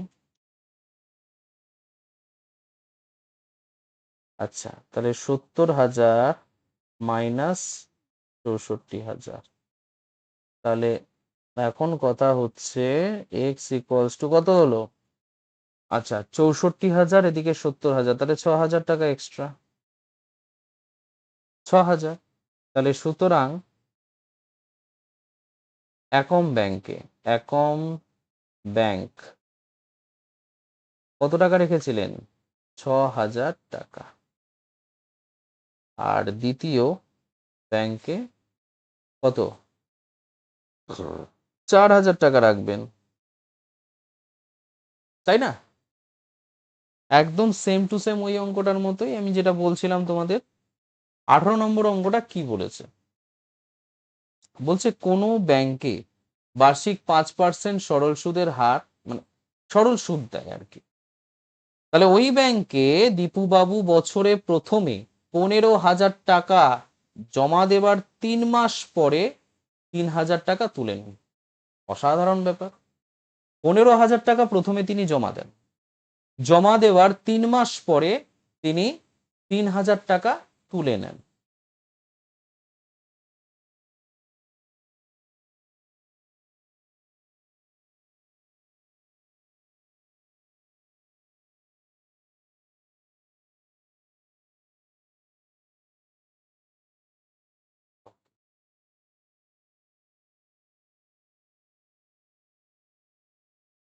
তাহলে যেটা বলছিলাম যে 3,000 টাকা তুলে নিলেন 3 মাস পরে, টাকা তুলে নেবার 3 মাস পরে তিনি আবার কত কি করলেন না 8,000 টাকা জমা দিলেন। তাহলে ওই বছরের শেষে দীপু বাবু সুদে আসলে কত টাকা পাবেন, এটা আমার কিন্তু খুব গুরুত্বপূর্ণ একটা প্রশ্ন হতে চলেছে। তাহলে চলো দেখা যাক কি হয়। তাহলে আমরা বুঝলাম বছরের প্রথমের কথা বলি। বছরের প্রথমে, বছরের প্রথমে আসল কত টাকা হলো? আসল কত টাকা ছিল বলো? আসল পি ইজ ইকুয়াল টু ছিল হচ্ছে, আচ্ছা পি আর আলাদা করে লিখবো না, ঠিক আছে, পি লিখবো না। আসল হচ্ছে কত টাকা ছিল? 15,000 টাকা ছিল। খুব ভালো কথা, 15,000 টাকা। আর তার সাথে সুদের হার, মানে বার্ষিক সুদের হার আর কি, 5%। আর 3 মাস বলেছে, 3 মাস, প্রথম 3 মাস খাটাবো, তারপরে টাকা তুলব। আগে 3 মাস খাটাই, টাকাটা তো 3 মাস খাটবে। সময় কত? প্রথমে সময় টি ইজ ইকুয়াল টু হচ্ছে 3 মাস। 3 মাস, 3 মাস মানে কত বছর? 3/12 বছর হলো। ব্যাস, ক্লিয়ার। তাহলে তাও ডেটাগুলো লিখে নিন, তোমাদের বুঝতে সুবিধা হবে। ব্যাস, ঠিক আছে, চলো। তাহলে I is equal to P R T by 100, এটাই তো তোমরা জানো বেসিক্যালি। সেখান থেকে পি ইজ ইকুয়াল টু কত পেলাম? 15,000 ইন্টু আর মানে হচ্ছে 5 ইন্টু 3 মাস মানে 3/12 ডিভাইডেড বাই 100। এটা ক্যালকুলেট ঝট করে করে নিতে হবে আমাদের। তাহলে 3 4 12, তাহলে কত পেলাম? 5 15 75। 5 15 75, 75/4। 75/4 কত পাবো? 4, 4 1 4, আর এদিকে হচ্ছে তোমার 35, 4 8 32, 32 3, 4 7 28, 2, তাহলে এটা 5। তাহলে 18 টাকা 75 পয়সা। 18 টাকা 75 পয়সা। ঠিকঠাক হলো তো নাকি? 15,000 টাকা প্রথমে হলো, সুদের হার, বার্ষিক সুদের হার হচ্ছে 5%। আচ্ছা, এবার সময়টা কত? 3 মাস। 3 মাসে আর কতটাই বা বাড়ে? 5% করে তো। ও না, সরি, এখানে তো একটা শূন্য আছে, তাই বলি কিছু একটা গন্ডগোল হয়েছে। 180, 1 মিনিট, একটু ইরেজ করতে হবে, না হলে হবে না, ক্যালকুলেশনে গন্ডগোল হয়েছে কিছু। তাহলে আমরা এখানে পেলাম কত গো? 150 আছে, ইন্টু 5 আছে, ডিভাইডেড বাই 4 আছে, 2 দিয়ে কাটো, 75। তাহলে 5 75 কত হচ্ছে? 5 5 25, হাতে 2, 5 7 35, 2 37, তাহলে 60 এত। তাহলে এখান থেকে আমরা যে ক্যালকুলেশন করে পেলাম, 2 1 কে 2, 1 17, 8 2 16, 1 15, 7 2 14, 7 2 14, পয়েন্ট নিয়ে আসো, 10 হয়ে গেল, 5 2 10, ঠিক আছে? এত টাকা পেলাম। ক্লিয়ার? এটা পেয়ে গেলাম এখান থেকে। এবার 3 মাস পরে, 3 মাস পরে 3,000 টাকা তুলে নিলে, আসল কত টাকাটা পড়ে থাকে বলো? আসল থাকে কত টাকা বলো? আসল থাকে হচ্ছে 15,000 থেকে 3,000 টাকা বাদ দিয়ে দাও। তোমার তো আসল টাকাটা তো এটাই ছিল, তাই না? 15,000 টাকা ছিল, সেখান থেকেই যাবে, সুদ থেকে যাবে না কিন্তু, আসল থেকেই টাকাটা কাটবো। তাহলে এটা হয়ে গেল এখন 12,000 টাকা। এখন কিন্তু আমাকে 12,000 টাকা নিয়ে কাজ করতে হবে। তুলে নেবার 3 মাস পরে আবার তিনি, তাহলে 3 মাস পরে মানে তুলে নিলেন যে সময়, সেখান থেকে আরো 3 মাস কাটাতে হবে। তাহলে এখন সুতরাং তাহলে 12,000 টাকার পরবর্তী 3 মাসের সুদ কত টাকা হবে বলো? 3 মাসের সুদ কত টাকা হবে? সেই পার্সেন্টেজ একই রয়েছে। তাহলে 12,000 ইন্টু আর মানে কত? সেই 5% আর, আর সময়টা কত? 3/100, 3/12, 3/100 কেন হবে? এটা হচ্ছে 100। তাহলে ক্যালকুলেশন করো, তা কেটে দাও। তাহলে কত হচ্ছে? এটা 12, 10 হয়ে যাচ্ছে, এটা কেটে যাচ্ছে। তাহলে 3 5 15 মানে 150 টাকা হয়ে গেল। ঠিক আছে? 150 টাকা হয়ে গেল। তাহলে এবারে আরো 3 মাস কেটে গেছে, এইভাবে 3 মাস কেটে গেল, মানে 3 3 6 মাস কেটে গেছে। তাহলে আমার কাছে আর সময় কত আছে? 6 মাস সময় আছে। তাহলে আরো 3 মাস পর, তাহলে আরো 3 মাস পর তিনি 8,000 টাকা জমা দিলে,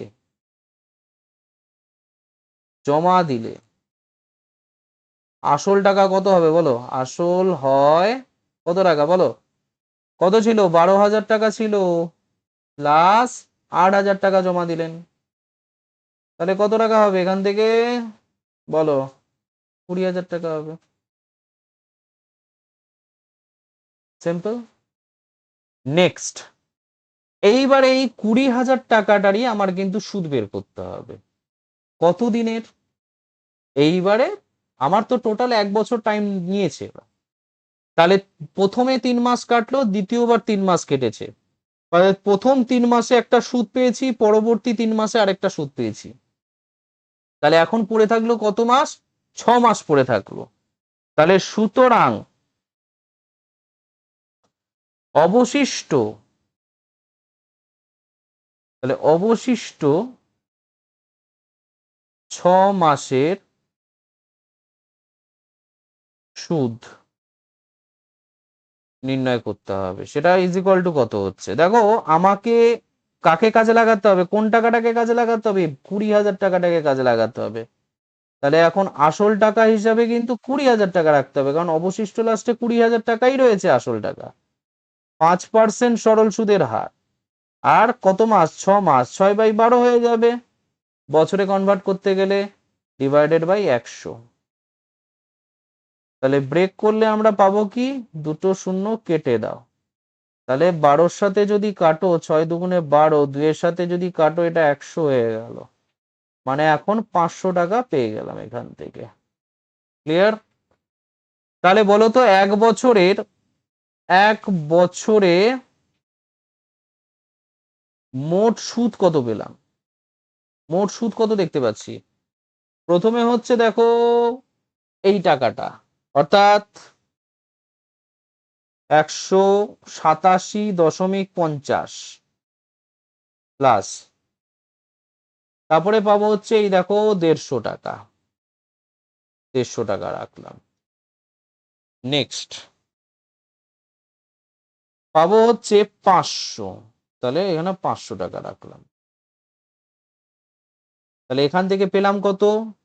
500 আর 150 কত হয় গো? 650।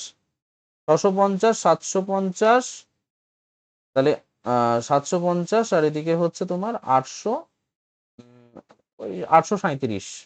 তাও হিসাব করে নি, নর্মাল হিসাব একটা করে নি। আচ্ছা, তাহলে এদিকে হচ্ছে তোমার 0.50, আর এদিকে হচ্ছে 500, 650, 650। তাহলে এখান থেকে 8 5 13। হ্যাঁ ঠিকই আছে, আমাদের হিসাব ঠিকই আছে। চলো, নো প্রবলেম। তাহলে 837.50 টাকা। ঠিক আছে? তাহলে সুতরাং, তাহলে 1 বছর পর তিনি সুদে আসলে কত টাকা পাবেন? সুদে আসলে টাকা পাবেন, কত টাকা বলো? এটা হচ্ছে এই যে 20, লাস্ট তো 20,000 টাকা ছিল, 20,000 প্লাস 837.50। সিম্পল হিসাব। তাহলে এখান থেকে 20,837.50 এত টাকা পেলাম। এত টাকা তিনি পেলেন, আমরা পেলাম না। আমরা শুধু ক্যালকুলেশন করলাম। আচ্ছা, 19-এর অঙ্কটা কি বলেছে? 19-এর অঙ্কটা খুব ভালো অঙ্ক। বলছে রহমত চাচা একটি বাড়ি তৈরি করার জন্য বার্ষিক 12% সরল সুদের হারে 2,40,000 টাকা ব্যাংক থেকে ধার নেন। খুব ভালো কথা, মানে বাড়িটা তৈরি করার জন্য।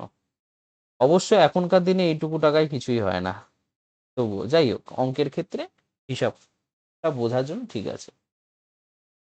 ধার নেওয়ার 1 বছর পর তিনি বাড়িটি প্রতি মাসে 5,200 টাকা ভাড়া দেন।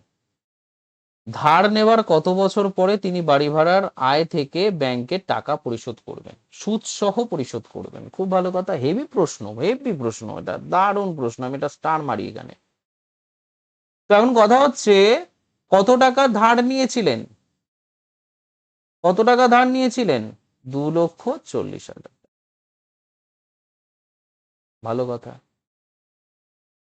তাহলে আর ইকুয়ালস টু কত? 12%।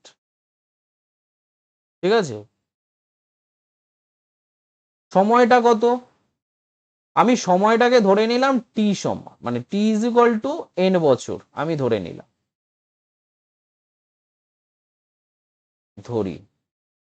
ঠিক আছে, এটা জাস্ট কনসেপ্টটাকে বোঝার জন্য, না হলে প্রথমে লিখে নিতে হয় এন বছরের জন্য তিনি টাকা ধার নিলেন, অত লিখে করব না বলে সেই জন্য। অনেকগুলো অঙ্ক করতে হচ্ছে তো সময়টা চলে যাবে অনেকটা। তাহলে এবার দেখি, তাহলে এন বছরের সুদ কত হচ্ছে? তাহলে সুতরাং আই ইজ ইকুয়াল টু কত হবে বলো? P R T divided by 100, এত টাকা। ব্রেক করে দাও, কেটে দাও, তাহলে কত পাচ্ছ? 24 × 12 কত হয়? 12 তো 144 হয়, 144 দুগুণে 288, 288 ইন্টু এন, এত টাকা। তাহলে এত টাকা তাকে কিন্তু সুদটা দিতে হবে। আর সুদে আসলে পরিশোধ করা মানে হচ্ছে আসল কত টাকা নিয়েছিলেন? 2,40,000, তার সাথে এটা যোগ করে দিতে হবে, তাহলেই হয়ে যাবে। ঠিক আছে, এখন আমার এটা থাকলো, এটা 1 নং থাকলো, 1 নম্বর কেস। নেক্সট কেস, আমি নেক্সট কেস অন্য কালারে করব। এবার তিনি বাড়ি ভাড়া দিলেন, একটা বছর ধরে তিনি বাড়িটারি তৈরি করলেন, করার পর 1 বছর পর তিনি ওই বাড়িটাকে ভাড়া দিলেন। তাহলে তাহলে বাড়ি ভাড়া থেকে টাকা পরিশোধ করতে হলে টাকা পরিশোধ করার নির্ধারিত সময়, নির্ধারিত সময় কত? সময়টা কত বলো? টি বছরের জন্য, তো টোটাল তো টি বছরের জন্য তিনি টাকা ধার নিয়েছিলেন। আচ্ছা তোমাদেরকে বুঝিয়ে বলি ব্যাপারটা, ধরো 10 বছরের জন্য টাকা ধার নিয়েছিলেন।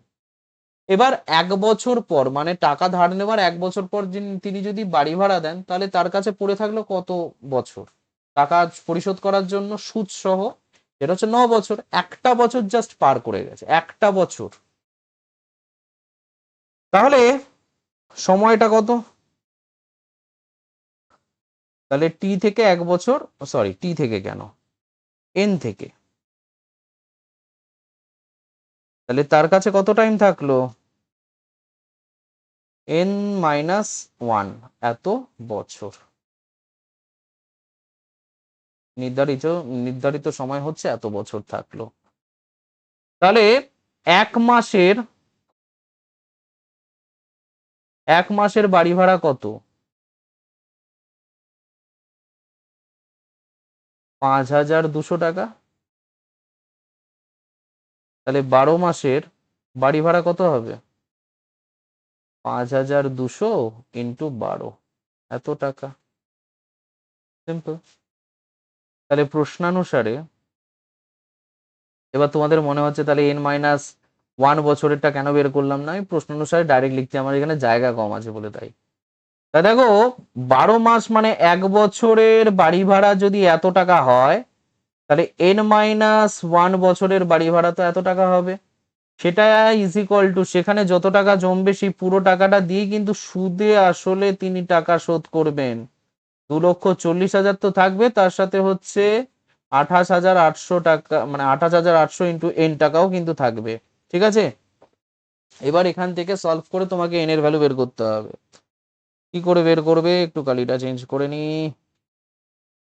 আচ্ছা, এবার একটু ক্যালকুলেট করে নাও। 12 দুগুণে কত হয়, 24 হয় না? 24 24 হাতে 2, তাহলে 5 বারং 60, 60 2 62, ঠিক আছে, n-1। তাহলে এটার ক্ষেত্রে হুম, আচ্ছা,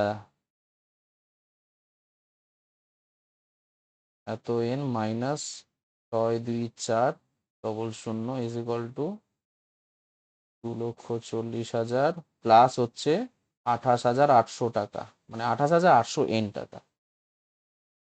তাহলে 624,000 মাইনাস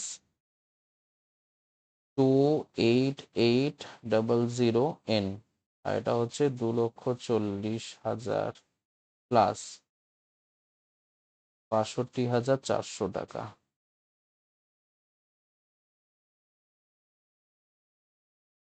তারপরে কালি চেঞ্জ করার দরকার নেই। আরে আরে কি হয়,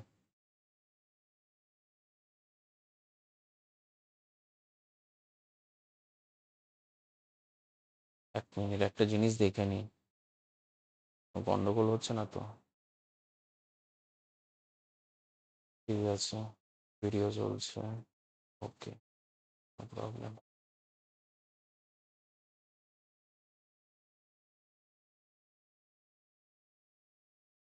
তাহলে এবার ক্যালকুলেট করো, এটা দুটো শূন্য চলে আসলো, আর এদিকে হচ্ছে 8, এদিকে 6 হাতে 1, 8 আর 1 9, 9 3 হাতে 1 2 আর 1 3, এটা 3 হয়ে গেল, এত n। এটা ইজ ইকুয়াল টু কত হচ্ছে, যোগ করে দিচ্ছি। তাহলে এখানে 400 বসিয়ে দাও, 400 বসিয়ে দাও, বা 2টাকেও বসিয়ে দাও। তাহলে এদিকে 6, 24 6 কত হয়, 30 হয় নাকি? এত, খুব ভালো কথা। তাহলে n ইজ ইকুয়াল টু কত হলো, 302400 ডিভাইডেড বাই 33600। ক্লিয়ার? আচ্ছা, এবার এখানে করব আমি ক্যালকুলেশনটা। কি হবে, n ইকুয়ালস টু, আবার লিখি 302400, আর এদিকে হচ্ছে 33600, কেটে দাও। তাহলে এটা দিয়ে ডাইরেক্ট আমরা করতে পারি 9 4 নং, আচ্ছা 9 দিয়ে যদি করি হবে 9 6 নং 54, 4 হাতে 5, 3 নং 27, 27 5 কত হয়, 32, হাতে 3, 3 নং 27, 27 27 আর 3 হচ্ছে 30, ঠিক আছে, খুব ভালো কথা, 9 এবারে চলে যাচ্ছে। তাহলে n ইজ ইকুয়াল টু 9, খুব গুরুত্বপূর্ণ একটা জায়গা। ওকে, তাহলে একটা কথা আমরা বুঝলাম যে তিনি বলছে বাড়ি ভাড়ার আয় থেকে ব্যাংকে টাকার সুদ সহ, আচ্ছা ধার নেওয়ার কত বছর পর, ধার নেওয়ার কত বছর পর, তাহলে ধার নেওয়ার কত বছর পর মানে হচ্ছে n বছর পর তিনি টাকা পরিশোধ করবেন। তাহলে সুতরাং, তাহলে ধার নেওয়ার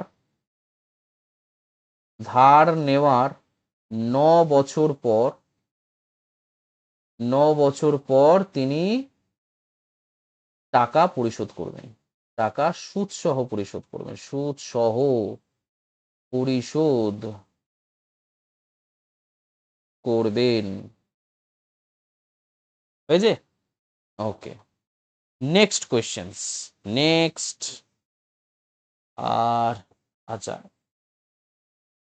নেক্সট বড় কোয়েশ্চেন্স কি বলছে, রথিন বাবু তার 2 মেয়ের প্রত্যেকের জন্য ব্যাংকে এমন ভাবে টাকা জমা রাখেন যাতে প্রত্যেক মেয়ের বয়স যখন 18 বছর হবে, তিনি প্রত্যেক, মানে তার তখন প্রত্যেক মেয়ে কিন্তু 1,20,000 টাকা করে পাবে। খুব ভালো কথা, 1,20,000 টাকা করে কি পাবে, সুদ পাবে শুধু না, সুদে আসলে পাবে। ঠিক আছে, ব্যাংকে বার্ষিক সরল সুদের হার 10% দিয়ে দিয়েছে। আর মেয়েদের বর্তমান বয়স 13 বছর আর 8 বছর।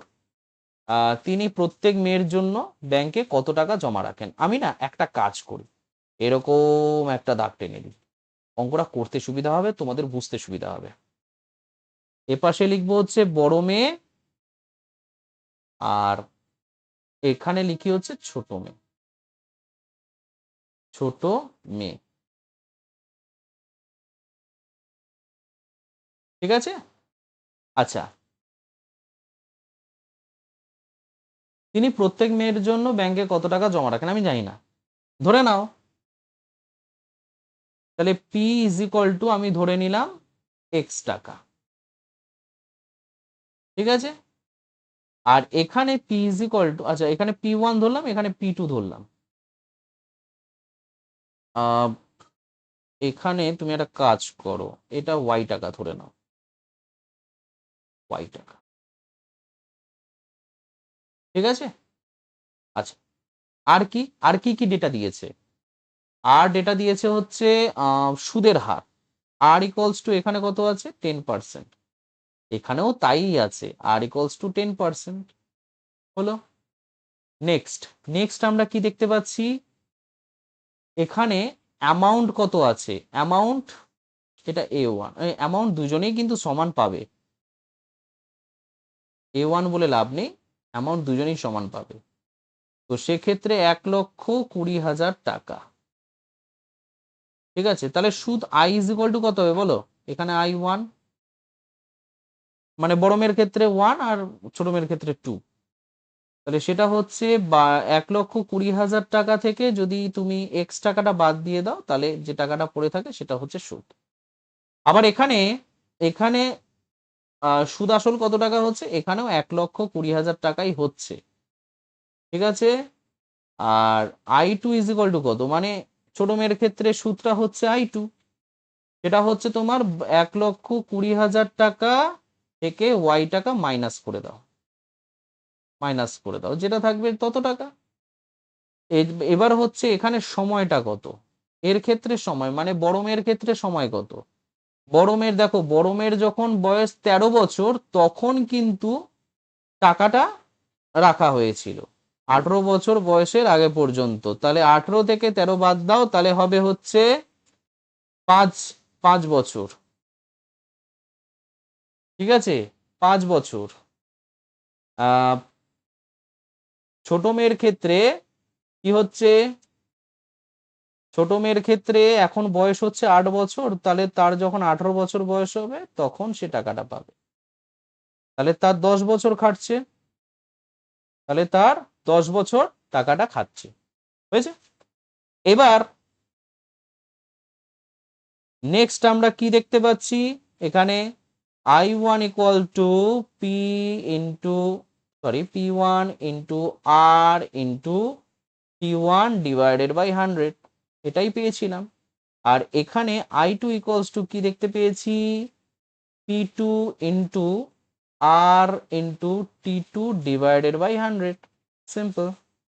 তাহলে এইখানে আমরা কি দেখতে পেয়েছি, আই ওয়ানের জায়গায় 1,20,000 মাইনাস এক্স, এটা ইকুয়াল টু পেয়েছিলাম, এটা এক্স টাকা ইন্টু আর মানে হচ্ছে 10%, টাইম হচ্ছে কত 5 বছর, আর ডিভাইডেড বাই 100।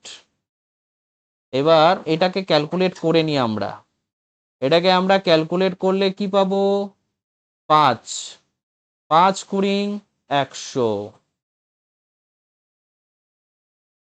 ঠিক আছে। তাহলে এক্স বাই 2, দুইটা পাশে গেল, হয়ে গেল হচ্ছে 12×2 = 24, 2,40,000 minus 2x equals to x. তাহলে এখান থেকে আমরা 3x ইকুয়ালস টু পেয়ে গেলাম 2,40,000, সেখান থেকে আমরা x ইকুয়ালস টু কত পাচ্ছি, 2,40,000 ডিভাইডেড বাই 3, কেটে দাও, 3×8 = 24, তাহলে 80,000 টাকা, তাহলে 80,000 টাকা, ঠিক আছে। এটা হচ্ছে বড় মেয়ের ক্ষেত্রে এত টাকা জমা রেখেছে, খুব ভালো কথা। এবার ছোট মেয়ের ক্যালকুলেশনটা করে নিই, তাহলে ছোট মেয়ের ক্ষেত্রে কি হচ্ছে, I two is equal to 1,20,000 minus Y টাকা, সেটা ইকুয়াল টু কি হচ্ছে, P two equals to Y টাকা into R is equal to 10, T two is equal to হচ্ছে 10 বছর ডিভাইডেড বাই 100, তাহলে এটা ক্যালকুলেট করো, করলে আমরা কি পাচ্ছি এখানে 2y = পেয়ে যাব 1,20,000। তাহলে সেখান থেকে y কত পাচ্ছি 1,20,000 ডিভাইডেড বাই 2। তাহলে সেখান থেকে আমরা যেটা পাবো 2 কেটে দাও, 6 দুগুণে 12, 60,000 টাকা। তাহলে y কত পেলাম 60,000 টাকা। ঠিক আছে, 60,000 টাকা। তাহলে এখন কথা হচ্ছে, তাহলে এখানে লিখে দিই একটুখানি। সুতরাং বড় মেয়ের জন্য 80,000 টাকা, 80,000 টাকা ও ছোট মেয়ের জন্য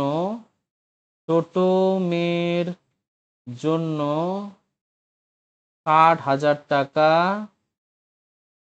জমা রেখেছিলেন।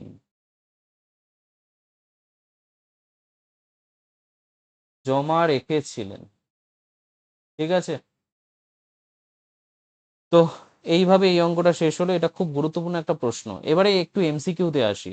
এমসিকিউ এর এই কোয়েশ্চেন্সটা আমার খুব ইম্পর্টেন্ট মনে হয়েছে, তাই আমি এই কোয়েশ্চেন্সটা দিলাম। আচ্ছা, তো এখানে বলেছে x% বার্ষিক সরল সুদের হারে কোনো মূলধনের x বছরে সুদ হচ্ছে x টাকা হলে মূলধনের পরিমাণটা কত? মূলধনের পরিমাণটা আমরা জানি না, ডাইরেক্ট ফর্মুলা অ্যাপ্লাই করো।